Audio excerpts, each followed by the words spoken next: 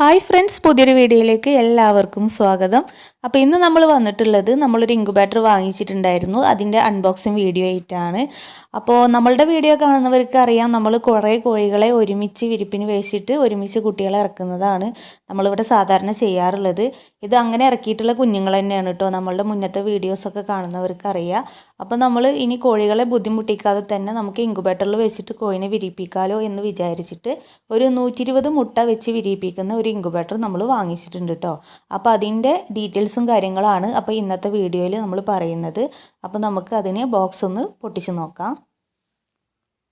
അപ്പോൾ ഇതാണ് കേട്ടോ വന്നിട്ടുള്ള ബോക്സ്. നമ്മളിത് ഫ്ലിപ്കാർട്ടിൽ നിന്ന് വാങ്ങിച്ചതാണ്.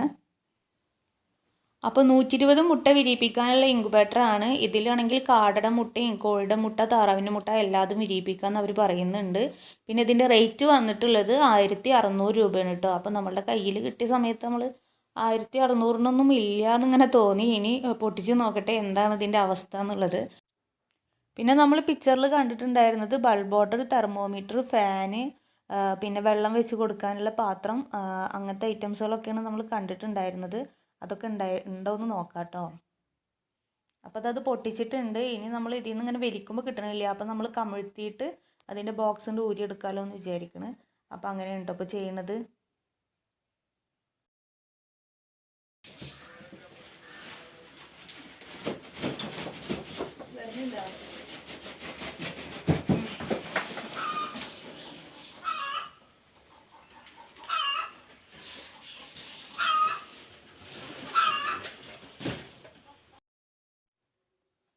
അപ്പോൾ ഫ്രണ്ട്സ്, നമ്മളിത് ഓപ്പൺ ആക്കിയിട്ടുണ്ട്. പക്ഷേ അതിൻ്റെ ഓപ്പൺ എവിടെയാണെന്ന് ഒരു ഐഡിയ ഇല്ല കേട്ടോ. ഒത്ത ചതുരത്തിലുള്ളൊരു ബോക്സാണ് കാണുന്നത്. ഞാൻ അങ്ങോട്ടും ഇങ്ങോട്ടും ഒക്കെ തല തിരിച്ചും മറിച്ചൊക്കെ നോക്കി, പക്ഷേ ഓപ്പണൊന്നും കാണാനില്ല. പക്ഷേ തെർമോമീറ്ററിൻ്റെ ആ ഒരു അക്കം കാണിക്കൂലേ, അത് ഫ്രണ്ടിൽ കണ്ട കാരണം അവിടെ തന്നെ ആവുമെന്ന് വിചാരിച്ചിട്ട് ഒന്നിട്ട് പൊക്കിയ സമയത്ത് നമുക്ക് പൊങ്ങി വന്നിട്ടുണ്ട് കേട്ടോ. അത്യാവശ്യം കുറച്ച് ടൈറ്റിൽ തന്നെയാണ് കേട്ടോ. അതിൻ്റെ മൂടിയൊക്കെ ഉണ്ടായിട്ടുള്ളത്.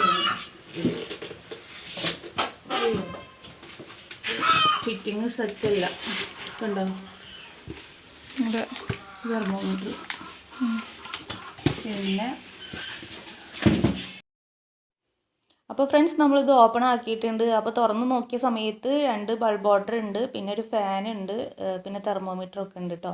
പക്ഷേ ഒന്നും അവിടെ സെറ്റല്ല. എല്ലാത്തിൻ്റെയും സ്ക്രൂ ഒക്കെ ഊരി താഴെ വീഴുന്നുണ്ട്, ഊരി ചാടിയിട്ടുണ്ട് കേട്ടോ. അപ്പോൾ ഞാൻ ജസ്റ്റ് ഒന്ന് ഇങ്ങനെ വെച്ച് നോക്കിയതാണ്.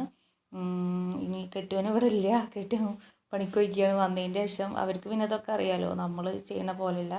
അപ്പോൾ വന്നിട്ട് സെറ്റ് ചെയ്യാമെന്ന് വിചാരിച്ചിട്ടൊക്കെ അതിൽ തന്നെ ഇട്ട് വെച്ചിട്ടുണ്ട്. അപ്പോൾ അത് സെറ്റ് ചെയ്ത് ലൈറ്റൊക്കെ ബൾബ് ഓർഡറൊക്കെ കത്തുന്നുണ്ടോ എന്നൊക്കെ വരും വീഡിയോയിൽ നമ്മൾ കാണിക്കാം കേട്ടോ. പിന്നെ വെള്ളം വെച്ച് കൊടുക്കാനുള്ള ഒരു പാത്രം ഉണ്ടായിരുന്നു ഇതിൽ, പക്ഷേ അത് പൊട്ടിയിട്ടുണ്ടായിരുന്നു കേട്ടോ.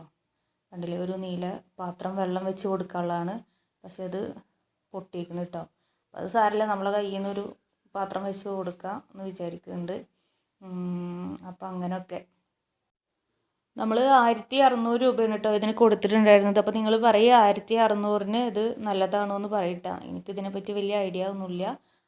പിന്നെ അവർ മൊത്തത്തിൽ ചെയ്തിട്ടുള്ളത് തെർമോക്കോളായിട്ടാണ് ചെയ്തിട്ടുള്ളത്. പിന്നെ അതിലൊരു സ്ലിപ്പും കൂടി കൊടുത്തിട്ടുണ്ട്.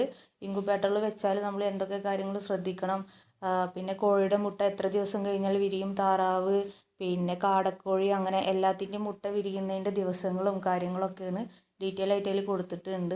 പിന്നെ അവരുടെ നമ്പറും കാര്യങ്ങളൊക്കെ അതും കൊടുത്തിട്ടുണ്ട് കേട്ടോ.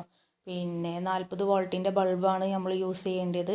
40 വോൾട്ടിൻ്റെ ബൾബാണ് ഉപയോഗിക്കണമെന്നുണ്ടെങ്കിൽ ഒരു ബൾബ് ഓർഡറിലിടുക.